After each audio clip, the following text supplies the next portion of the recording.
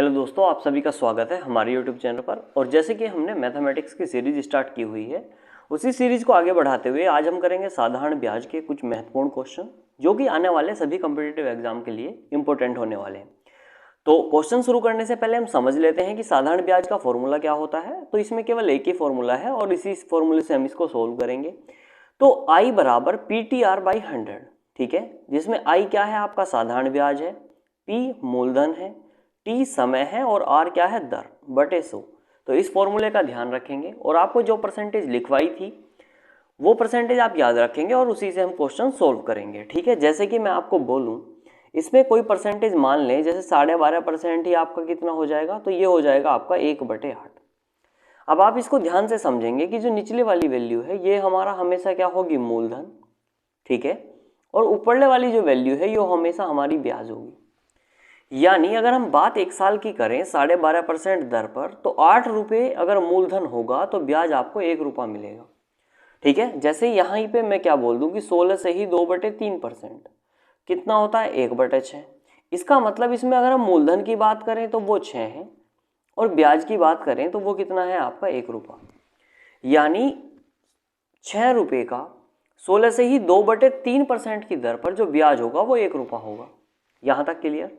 अब हम क्वेश्चनों को थोड़ा ध्यान से समझेंगे। अगर देखो यहीं पे हम बात करें मिश्र धन की, तो मिश्र धन कितना है इसमें बताएंगे। तो मिश्र धन की बात करें तो मिश्र धन होता है हमारा मूलधन प्लस ब्याज। तो मूलधन कितने रुपए है, 6, ब्याज कितने रुपए है, तो 1 रुपया। तो अगर मिश्र धन की बात करें तो कितने रुपए हैं, 7 रुपये हैं।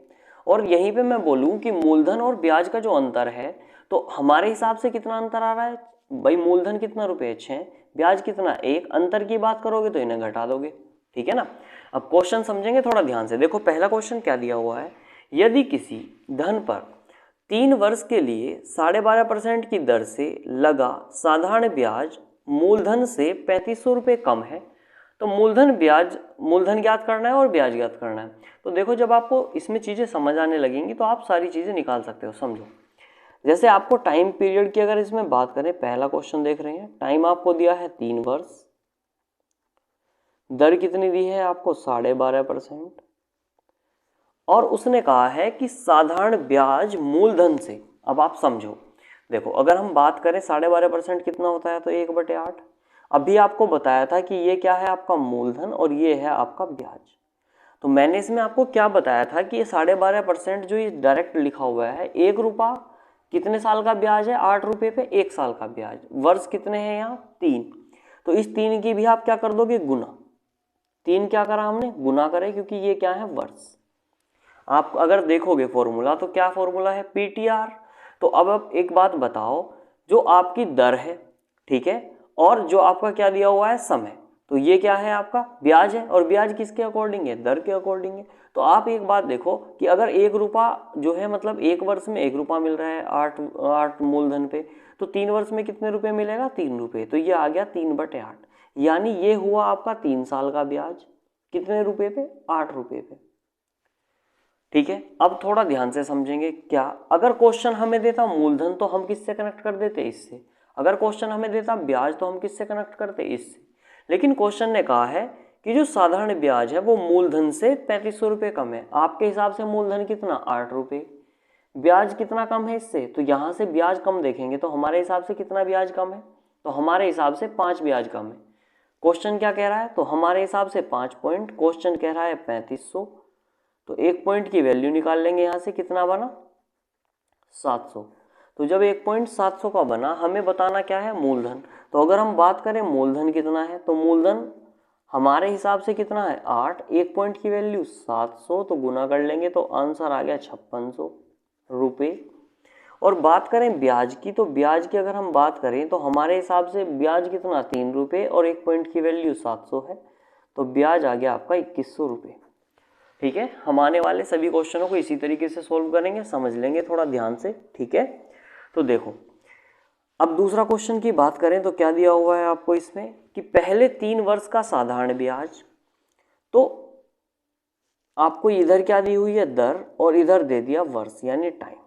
तो दर 3 वर्ष की अगर हम बात करें तो दर कितनी है, 6%, जब भी आपको दर और समय का दिया होगा तो उनकी आप डायरेक्ट गुना कर लेंगे। यहाँ से कितना बना आपका 18% बना।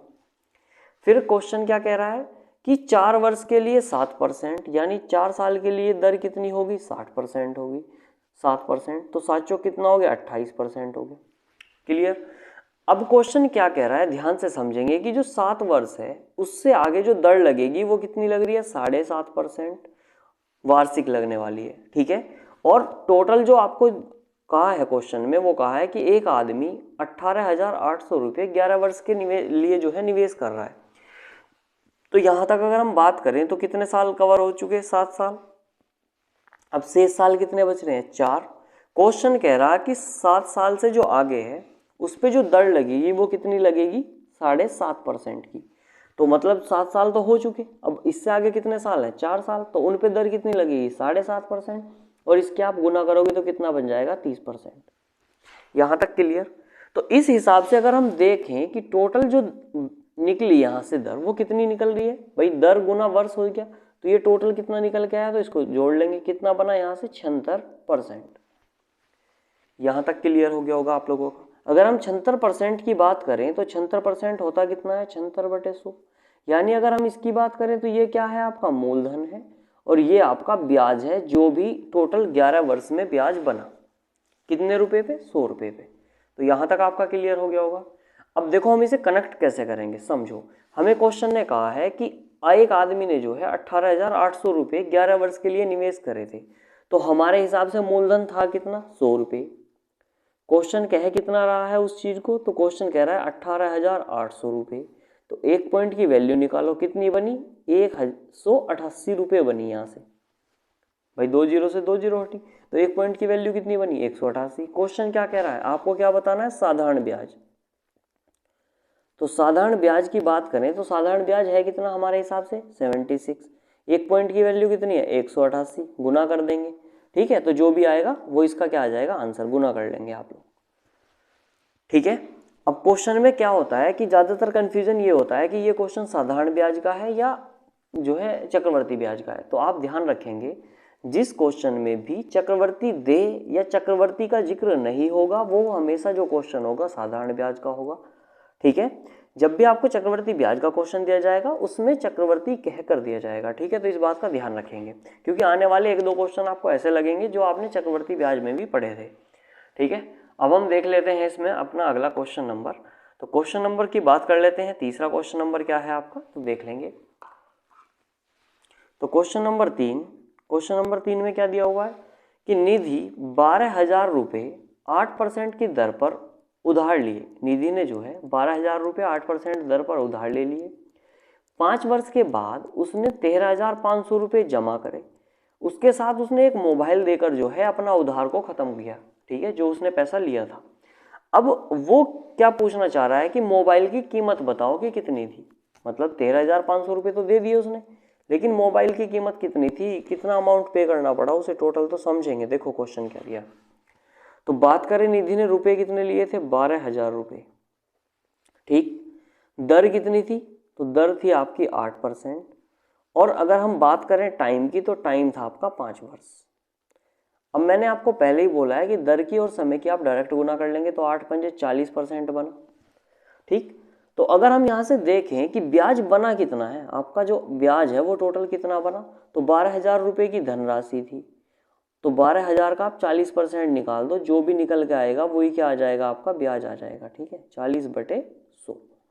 तो 2 जीरो कट गई और 12 चौके बना 48, यानी ये बन गया आपका 4800 रुपये। तो ये जो 4800 रुपये बना ये क्या बना है, ये आया आपका ब्याज। ठीक, अब हम यहाँ से देख लेते हैं कि मिश्र धन बना कितना। मिश्र धन का मतलब समझ रहे होंगे आप लोग, यानी देखो मिश्र धन क्या होता है, मिश्र धन को हम बोलते हैं A = P+I। ए का मतलब मिश्र धन, पी कितना है मूलधन यानी 12,000 रुपये, प्लस जो आपका ब्याज बना वो कितना बना आपका 4800 रुपये। तो अगर हम यहाँ से मिश्र धन की बात करें तो टोटल रुपए बने कितने, तो ये बने 16,800 रुपये।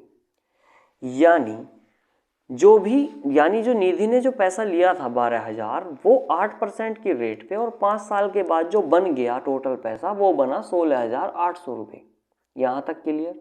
इस 16,800 रुपये उसे पे करने थे, लेकिन उसने क्या करा, उसके पास रुपए कितने थे, 13,500 रुपये थे उसके पास केवल पे करने के लिए।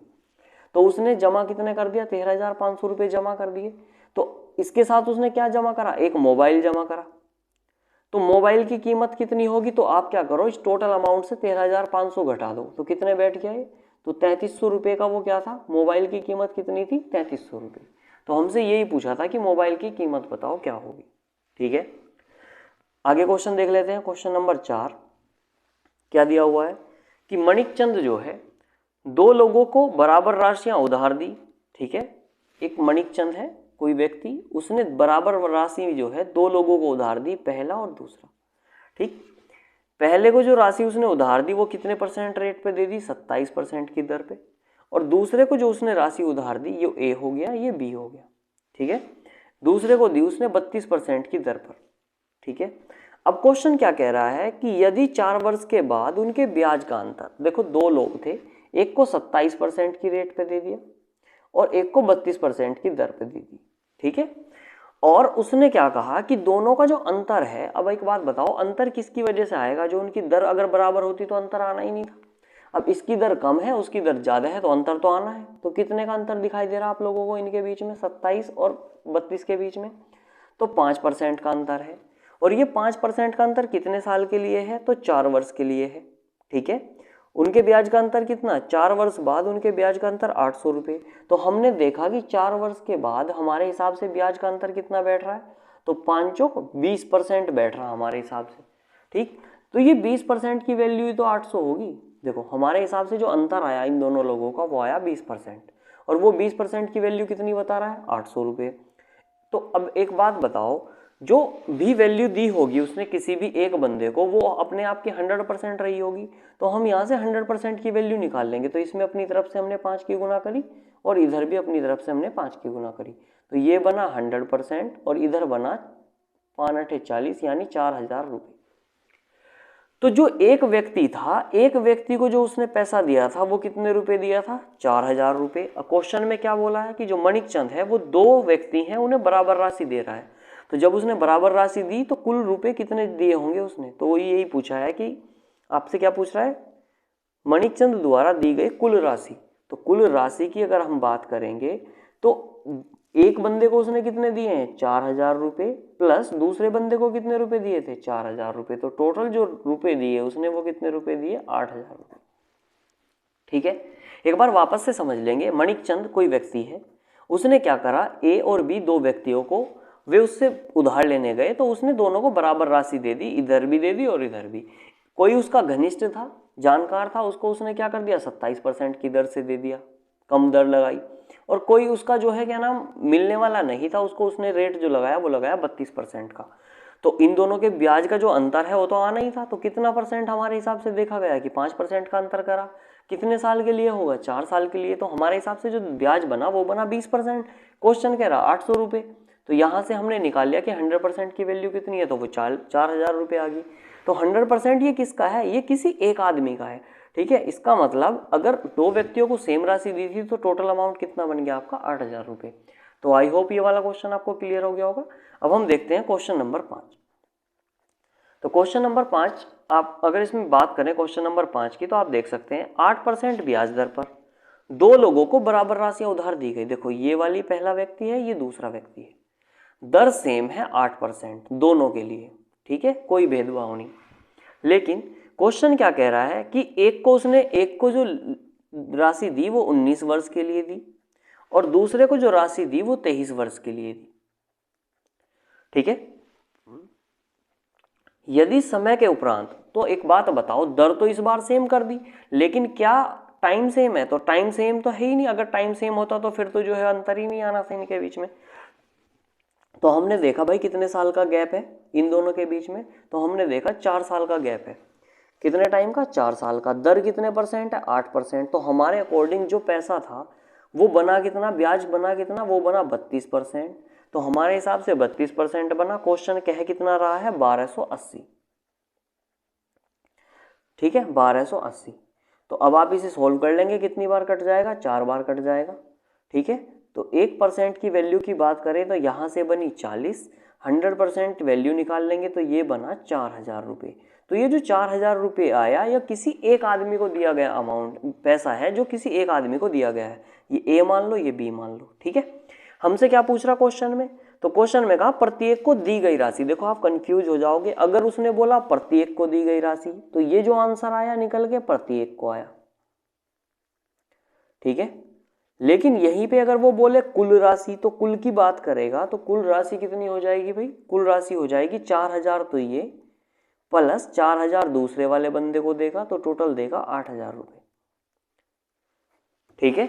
अगर वो पूछेगा प्रत्येक को या किसी एक को पूछ लेगा तब भी आप आंसर क्या लगा दोगे, ये वाला, और अगर कुल पूछेगा तो ये आ जाएगा, ठीक है। तो आई होप यहाँ तक क्वेश्चन समझ आए होंगे आप लोगों को। अब हम करते हैं अपना क्वेश्चन नंबर 6। तो क्वेश्चन नंबर 6 की बात कर लेते हैं, देखते हैं क्वेश्चन नंबर 6 क्या दिया हुआ है आपका। तो क्वेश्चन नंबर 6 की हम बात करें तो ये दिया हुआ है आपको कितना, 960 रुपये की धनराशि 5 वर्षों में 1120 हो जाती है।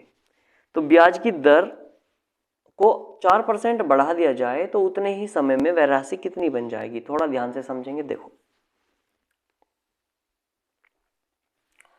तो देख लेंगे क्वेश्चन क्या कह रहा है कि 960 रुपये की धनराशि है, यानी जो पैसा था वो कितना था 960 रुपये, बन कितना गया वो 1120 रुपये बना।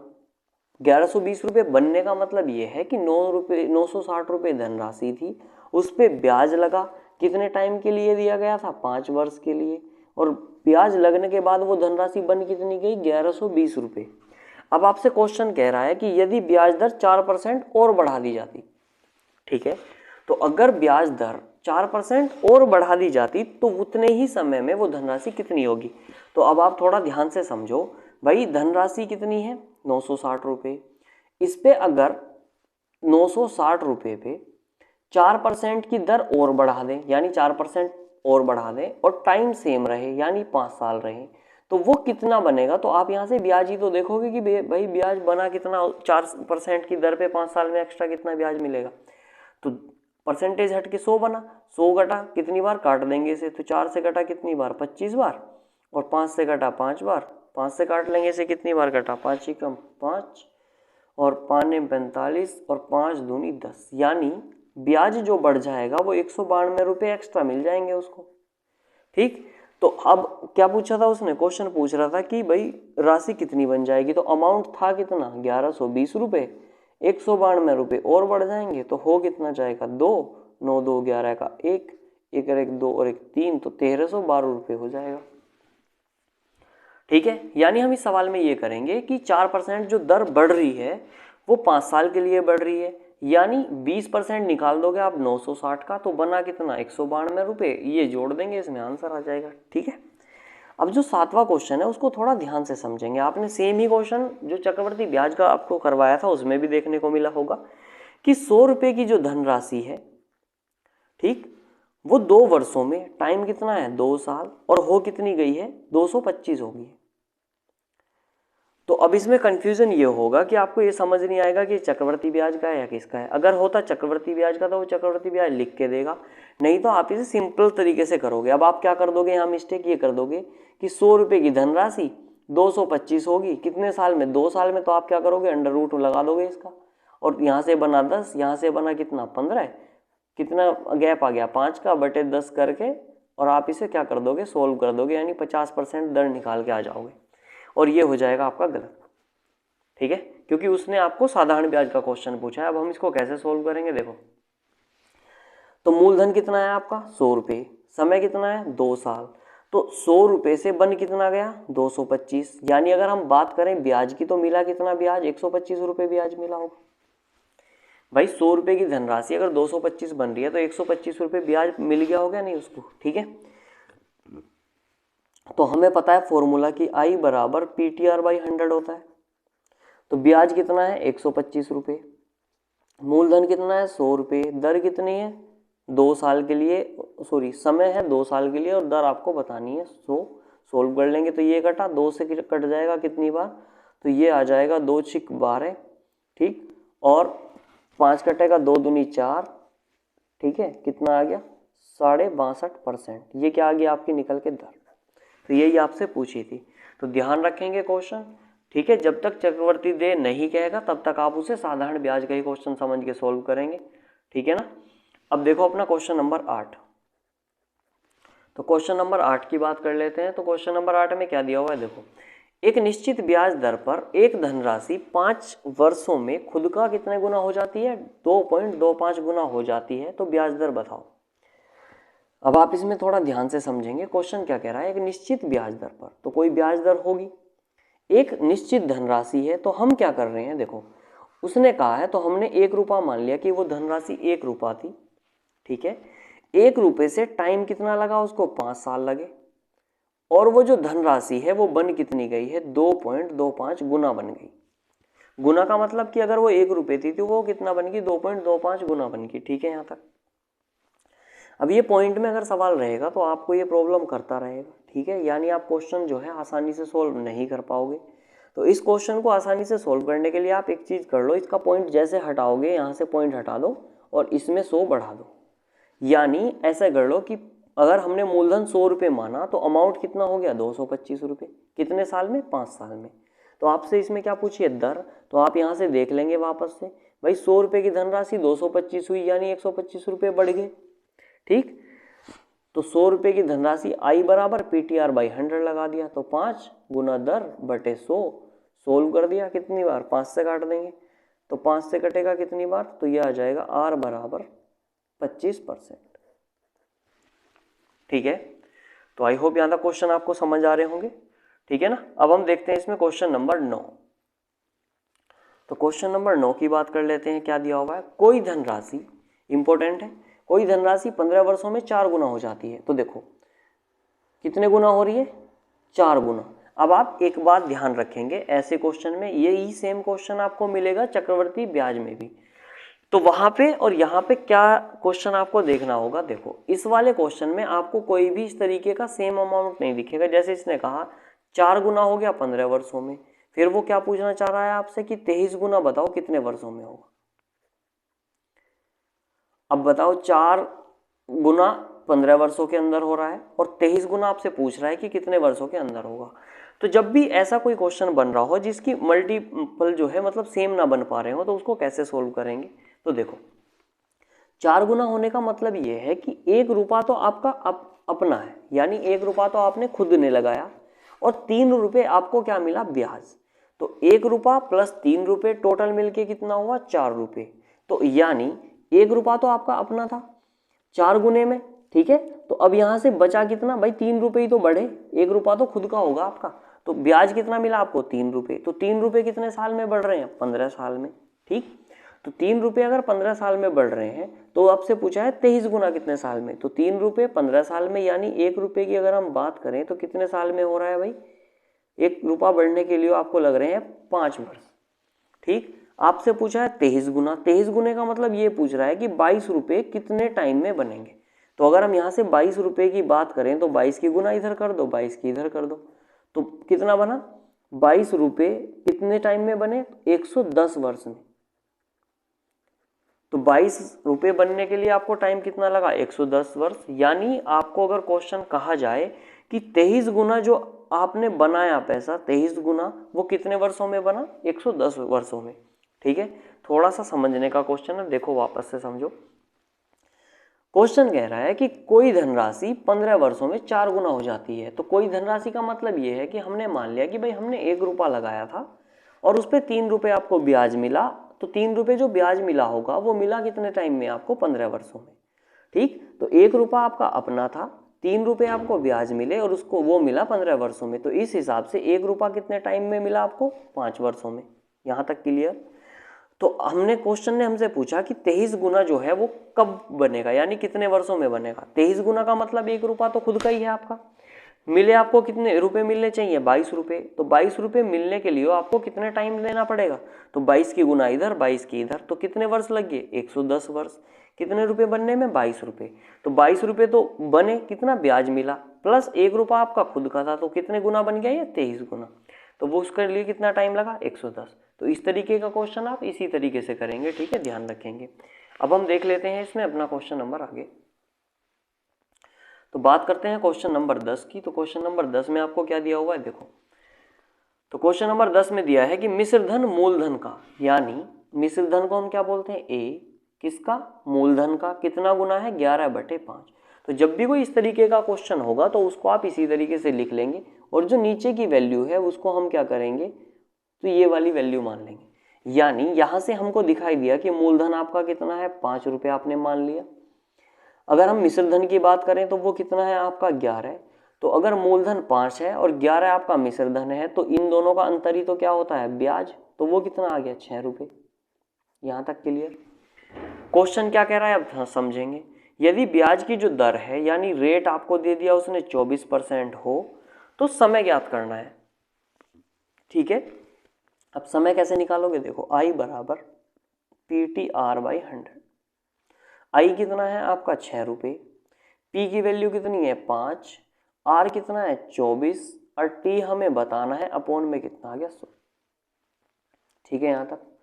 तो अब हम इसे सॉल्व कर लेंगे। तो देखो कितनी बार कटा, 4 से कटा, 4 6 24, और 4 से कटा 25 बार, 6 से ये 6 खत्म, 5 से कटा 25 5 बार। तो यहाँ पे कितना बच रहा था, 1, और इस 5 की हम क्या कर देंगे, गुना। तो T बराबर कितना आ गया यहाँ से, 5 वर्ष। ठीक है, तो T कितना आ गया निकल के यहाँ से, 5 वर्ष। तो आई होप ये वाले क्वेश्चन आपको समझ आ गया होगा। ठीक है, जब भी आपको कोई इस तरीके का सवाल दे रखा होगा तो निचली वैल्यू वही मान लेंगे जो गुना में आ रही है, जैसे हमने इसमें किया। ठीक है, अब हम क्वेश्चन नंबर देखते हैं 11। तो 11 क्वेश्चन नंबर की बात करें तो उसमें कह रहा है कि मिश्रधन अदिति अपनी कुल पूंजी का। तो हमने क्या करा, जो कुल पूंजी है उसी को मान लोगे आप। इसमें क्या दी, कुल पूंजी 1/3 भाग। तो हमने क्या करा, कुल पूंजी हमने 3 मान ली। ठीक, तो कुल पूंजी का 1/3 भाग, तो 3 का अगर 1/3 करोगे तो कितना बनेगा, 1 भाग बनेगा।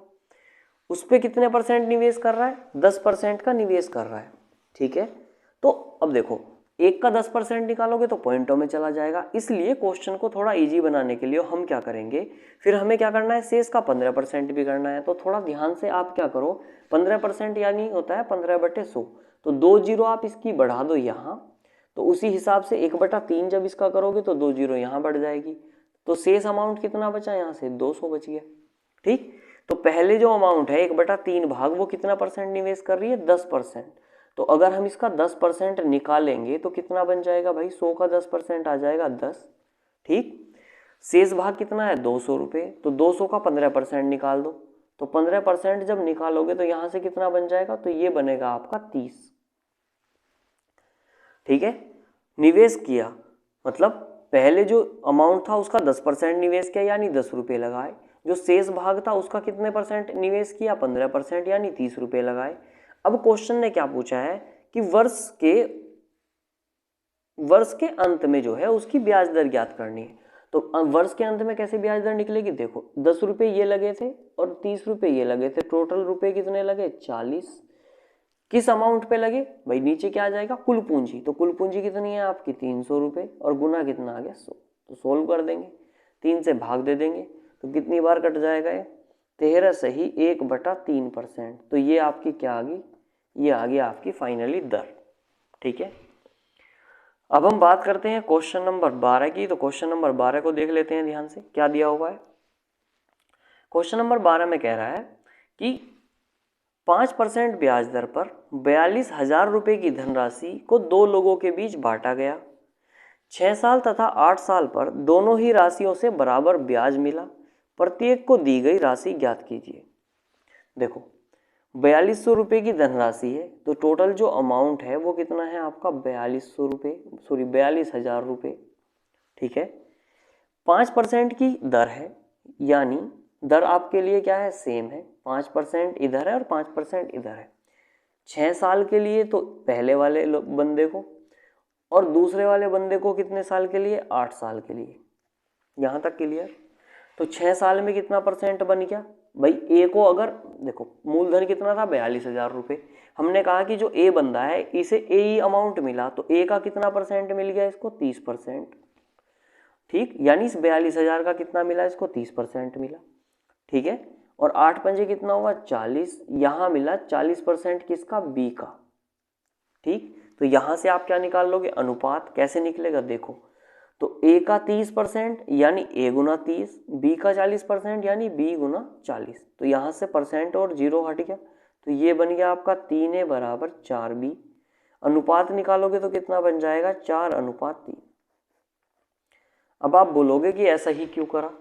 देखो मूलधन कितना था 42,000 रुपये, आपको दो लोगों को बांटना है ए और बी। ए को 6 साल के लिए, बी को 8 साल के लिए। दर आपकी कितनी है 5%। तो हमने देखा यहाँ से कितना मिलेगा, इसको 30% मिलेगा। ठीक, तो हमने यहाँ देख लिया कि ए का जो ये टोटल अमाउंट था, ए को कितना मिल रहा है 30%, यानी इस टोटल अमाउंट का 30% कितना बन जाएगा, ए का 30% लिख लिया हमने। ऐसे ही हमने बी को कह दिया कि भाई बी को जो है 20 रुपये मिले होंगे, तो उसका कितना मिल रहा है 40%। तो इस हिसाब से यहाँ इनका अनुपात निकालेंगे। ठीक है, तो हमारे हिसाब से जो पैसा मिला इन दोनों को, वो कितना मिला 4 और 3 7 पॉइंट। क्वेश्चन कितना कह रहा है 42,000 रुपये। तो एक पॉइंट की वैल्यू निकालो, कितना बना 6,000 रुपये। तो इस हिसाब से ए को कितने रुपए मिले थे 6 चौक 24,000 रुपये। बी को कितने रुपए मिले थे तो 18,000 रुपये। ठीक है, अब आप देखो अगर आप इसको सोल्व करोगे तो अब भी आपको आंसर सेम मिल जाएगा, क्योंकि क्वेश्चन देखो क्या कह रहा है।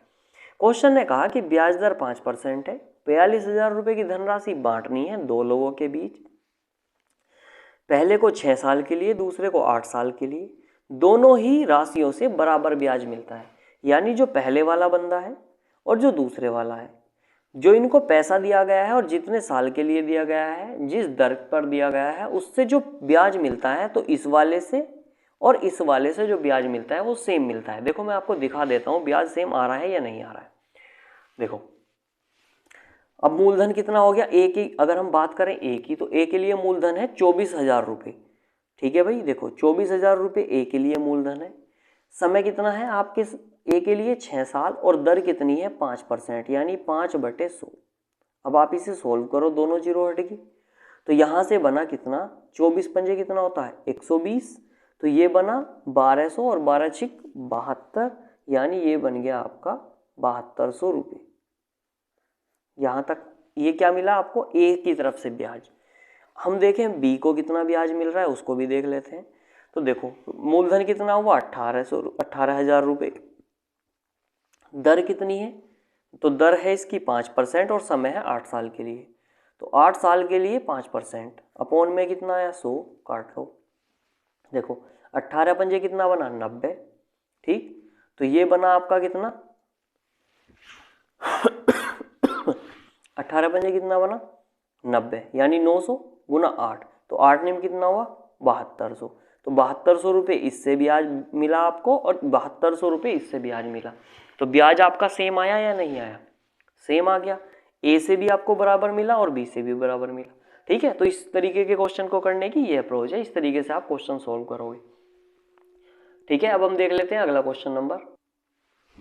देखो अब हम देख लेते हैं अपना क्वेश्चन नंबर 13। तो 13 क्वेश्चन नंबर की अगर हम बात करें तो आपको 13 क्वेश्चन नंबर में क्या दिया हुआ है। देखो एक निश्चित ब्याज दर पर, इंपॉर्टेंट क्वेश्चन है, निश्चित कोई ब्याज दर है, कोई धनराशि 4 वर्ष में, तो ये तो है 4 वर्षों में कितनी हो जा रही है, तो ये हो जा रही है 9600 रुपये।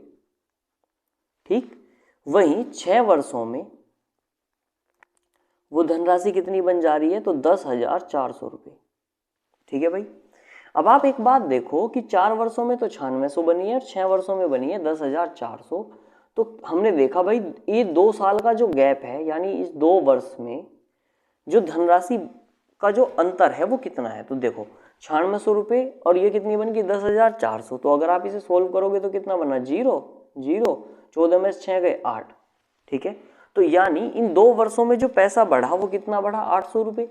तो ये बात करें ये 200 रुपये, देखो सॉरी 2 वर्ष में कितने रुपए मिल रहे हैं उसको 800 रुपये प्राप्त हो रहे हैं। इस हिसाब से एक वर्ष में उसे ब्याज ही तो है ये, तो एक वर्ष में जो ब्याज है वो कितना मिल रहा है 400 रुपये। ये क्या मिल रहा है ब्याज भाई। 4 वर्षों में 9600 थी राशि और 6 वर्षों में 10,400, तो यानी 2 वर्ष में जो ब्याज मिला होगा वही तो 800 है, और 2 वर्ष में 800 तो एक वर्ष में 400। तो अब देखो अगर हमसे ब्याज की बात करें 1 साल की, हमें पता चल गई कितना है। तो ब्याज की हम बात करें 1 वर्ष का, वो है आपके पास 400 रुपये।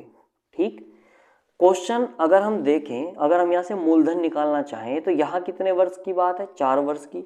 तो हम अगर यहाँ से देखें कि भाई 4 वर्ष का ब्याज कितना है, ये वर्ष है, ठीक है। तो 4 वर्ष में मिलेगा 1600 रुपये ब्याज, और इस 1600 को आप किस में से घटा दोगे, इस 9600 के अंदर से।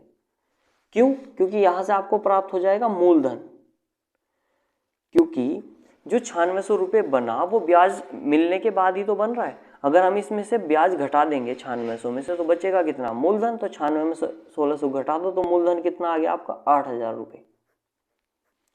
तो सबसे पहले तो आपसे यही पूछा था कि मूलधन कितना है, तो मूलधन आपको पता चल गया कितना बना, 8000 रुपये। अब आपसे पूछा है ब्याज की दर, तो ब्याज की दर की अगर हम बात करें तो आप देखो ब्याज की दर 1 साल के लिए क्या हो जाएगी। तो 1 साल के लिए देखो भाई, 1 साल में ब्याज कितना मिल रहा है, 400 रुपये, ठीक। हम बात कर रहे हैं मूलधन कितना है, 8000 रुपये। समय कितना ले रहे हैं, 1 साल। दर आपको बतानी है, बटे कितना आ गया, 100। तो सोल्व कर लेंगे। तो 0 से 2 जीरो खत्म, 1 जीरो से इसकी खत्म, 8 पंजे 40। यानी दर की बात करें तो दर है 5%। तो आई होप यहाँ तक आपको समझ आया होगा। मैं दोबारा समझा देता हूँ। देखो 4 वर्षों में 9600 कोई धनराशि हो रही है और 6 वर्षों में 10,400, यानी 2 वर्ष का ब्याज जो मिला वो 800 रुपये मिल रहा है। तो 1 वर्ष का ब्याज कितना मिला, 400 रुपये। इस हिसाब से अगर हम 4 वर्षों का ब्याज देखें तो वो कितना मिला, 1600 रुपये। तो आप इस 1600 को घटा दोगे 9600 के अंदर से, तो यहाँ से आपको मूलधन मिल जाएगा। जरूरी नहीं कि आप 4 वर्षों वाले में से घटाएं, इसमें से भी कर सकते हैं, लेकिन उसके लिए आपको 6 वर्षों का ब्याज देखना पड़ेगा। तो आप इसमें कहें कि गुना करोगे 6 की, ठीक है। तो यहाँ से फिर आप 6 की गुना करोगे, वो ब्याज निकाल के आप इसमें से घटा दोगे, मूलधन आपको सेम ही मिलने वाला है। अब हमें बतानी थी ब्याज की दर, तो दर बताने के लिए ब्याज 1 साल का कितना है, 400 रुपये। मूलधन कितना है, 8000। 1 साल की बात कर रहे हैं, r/100 करा, आंसर आ गया, ठीक है। अब हम देखते हैं अपना लास्ट क्वेश्चन नंबर 14, इंपॉर्टेंट है, समझेंगे। देखो क्वेश्चन कह रहा है कि 5% ब्याज दर पर एक व्यक्ति अपने माता पिता के खाते में एक निश्चित पूंजी जमा करना चाहता है। देखो भाई, ये है माता और पिता, ठीक है, ये मदर होगी और ये होगी फादर। दर कितनी है, 5% है दोनों के लिए। उनकी उम्र जब 42 वर्ष तथा 45 वर्ष की हो जाए, यानी ये तो हो जाए 42 वर्ष और ये हो जाए 45 वर्ष, ठीक। मतलब सॉरी, उसने बोला कि उनकी उम्र जो अब है फिलहाल वो 42 वर्ष और 45 वर्ष है। उसने कहा कि जब ये कितने वर्ष के हो जाएंगे, 50 वर्ष के, तो तब उनको जो पैसा है वो बराबर मिलना चाहिए। अब आप क्या बताओगे कि अगर मैं पूछूं कि पैसा ज़्यादा किसको देना चाहिए, तो आप बता दोगे माता को, ठीक है। जबकि देना किसको चाहिए ज़्यादा है, पिताजी को, क्योंकि 50 साल के लिए तो इनके गैप कितना बचा है, केवल 5 वर्ष का। और माता जी के लिए कितना गैप बचा है, 8 वर्ष का। दर कितनी है, 5%। तो गुना करो फटाफट। तो 5 की गुना करी, यहाँ से कितना बना, 40%। यहाँ से बना 5 की गुना करी कितने वर्ष में, 5% की दर में, तो यहाँ से बना 25%। तो यहाँ तक क्लियर हो गया आप लोगों को। अब आप एक बात बताओ, क्वेश्चन कह क्या रहा है, क्वेश्चन कह रहा है कि जो पैसा जमा करना चाह रहा है व्यक्ति, वो हमने माना कि 100 रुपये जमा करना चाह रहा था, तो जो माता को मिलेंगे वो 100 रुपये का कितना मिलेगा, 40%। यानी 100 का 40, यानी जो माता है उसको जो पैसा मिलेगा कितना मिलेगा, 140%, ठीक है। और जो पिता है उसको कितना मिलेगा, तो पिता को मिलेगा 100 प्लस 25%, यानी 125%। अब आप इसे सोल्व कर लेंगे और यहाँ से क्या बन जाएगा, अनुपात बन जाएगा, ठीक है। तो ये बनेगा माता का 140% मिलेगा, मतलब m का जो भी अमाउंट है उसको m को कितना मिलेगा, 140 मिलेगा, ठीक। और जो फादर है उसको कितना मिलेगा, 125% मिलेगा। तो यहाँ से इनका अनुपात बना देंगे, सोल्व करेंगे, परसेंटेज से परसेंटेज हट गया, ठीक है। 5 से काट लेंगे, कितनी बार कटेगा, तो 5 दूनी 10 और 5 8 40, 5 से कटा 25 बार। तो ये बना m इंटू 28 और f इंटू 25। तो यहाँ से m रेशियो f की वैल्यू निकालेंगे तो ये बनेगा 25/28। वहीं अगर आपको कोई अमाउंट दे देता या पैसा दे देता कि भाई इतने रुपए जमा करने हैं उन दोनों के अकाउंट में, तो आप किस अनुपात में बांट देते, तो 25 + 28 जो भी इन पॉइंट की वैल्यू निकाल देते और बन जाता, ठीक है। वापस से समझेंगे, एक बार और समझ लेंगे। देखो कोई व्यक्ति है, वो अपने माता और पिता के खाते में पैसा जमा करना चाहता है। हमने मान लिया कि वो 100 रुपये जमा करना चाह रहा है, ठीक। 5% की दर है, 42 साल माता की एज है फिलहाल और पिता की जो है 45 साल है। जब वे 50 साल के हो जाएंगे तो यहाँ से गैप देखा 8 साल का गैप है, यहाँ से गैप देखा कितने साल का है, 5 साल का। जब दर सेम है तो यहाँ से माता को कितना मिलेगा, 40% और पिता को मिलेगा 25%। तो माता को जो अमाउंट है 100 रुपये, उसका कितना मिलेगा, 40%। यानी अगर 100 का 40 देखोगे आप तो कितना बनेगा यहाँ से, 40 रुपये। यानी माता को जो पैसा मिला वो मिला 140, ठीक है। और पिता को जो पैसा मिलेगा 25% 100 का निकालोगे कितना मिलेगा, 25। यानी पिता को मिलेगा 125 रुपये। तो माता को 140 m गुना 140 हो जाएगा और पिता को 125। यहाँ से रेशियो निकाल देंगे और ये आपका आंसर आ जाएगा, ठीक है। तो आई होप ये क्वेश्चन आपको समझ आए होंगे। अगर आपको ये चीज़ें नहीं समझ आई हैं तो एक बार वापस से रिपीट करके वीडियो देख लेंगे, ठीक है। मिलते हैं नेक्स्ट वीडियो में। जय हिंद।